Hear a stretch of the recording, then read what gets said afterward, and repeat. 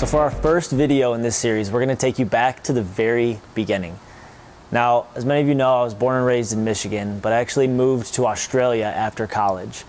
And I was there for 2 years. And while I was there, I had a lot of free time, and I was able to dive into 4 major children's charities. So serving kids in the hospital became a daily part of my journey there. And as I met more and more kids and their families in the hospital, this cause grew closer and closer to me. And towards the end of 2015, I moved back to America, and it was heavy on my heart to start something to help kids in the hospital, but I didn't know what it was going to be. And as I'm flying home, I get a text message from my sister. And she says, you know, Nick, when you get back home and you're looking for your next job, you should make a blanket for kids in the hospital. Now, I'm an aggressively curious person. I'm always asking why. So I asked her right away, why would I make a blanket? How many do you need? How often do you need them? And her answers back to me are, we always need them. We never have enough, and they dramatically change the hospital environment. So I'm scratching my head. She works at one of the best hospitals in the country, and they don't have enough of something that they need. So I call every other unit at her hospital, same answers. And then I call every hospital in the state that serves kids under 18, and the same answers. We always need blankets. They dramatically change the hospital environment, and we never have enough. And that's kind of the light bulb moment when I said, well, this is it. You know, I don't know what I'm supposed to do, but I know I'm supposed to start this. Let's just figure out how many kids get sick every year in the state of Michigan, and let's make that many blankets. And from our research, we know that that number is about 30,000. About 30,000 kids every year in the state of Michigan will get sick and have to go into the hospital and stay at least one night. One night where it's not their bed, it's not their sheets, it's not their pillows. They have the cold, white, starchy blankets of the hospital room and the beeps and boops of the monitors. And they deserve better. They deserve a colorful piece of comfort waiting on that bed for them. So what do you do when you decide to start a nonprofit? I guess you file the paperwork. So I called my friend Dan, who was a lawyer, and we filed the paperwork. I think we had Dan and me and my mom as the board of directors at the start, because that's what you do when you file a board of directors. You just get your mom and your friend. And we were rolling. And so what does a nonprofit do after they file to be a nonprofit? I guess they go after a grant, right? And so we actually made a video to apply for an early grant. Hey, I'm Nick. Hey. Oh. You can start it again. No, just keep rolling because you can edit it, right? Turns out we didn't really know what we were talking about or how to make a good grant video, but we tried. And after that, I guess we said, well, let's make a logo. And I don't know, we're a nonprofit, so let's make a donation box.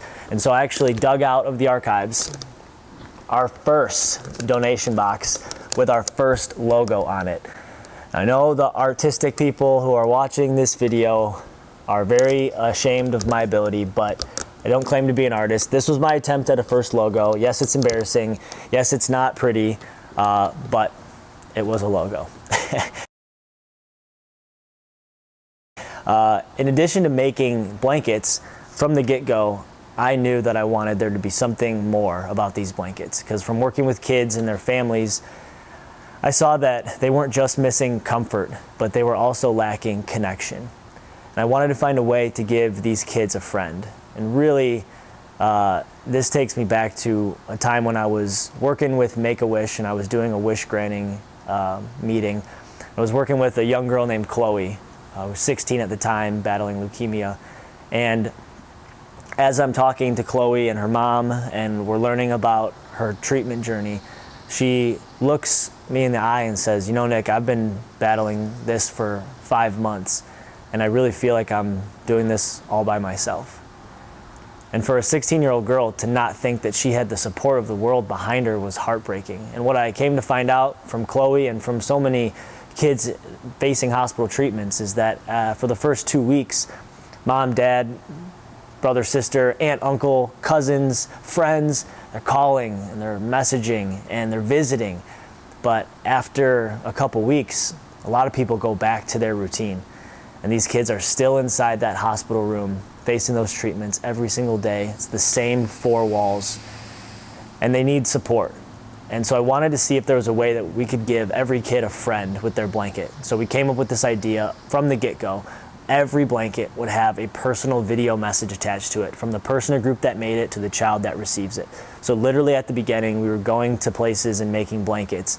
and I was bringing as many cameras as I could find, like my Nikon camera from ages ago, my phone. People were filming videos on their phone, and I was just having everyone email me or text me these videos.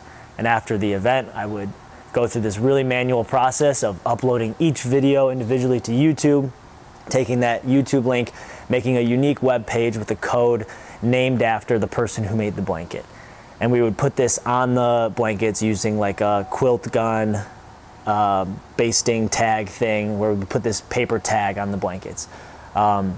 Hilariously manual process, and that was how it got started at the beginning.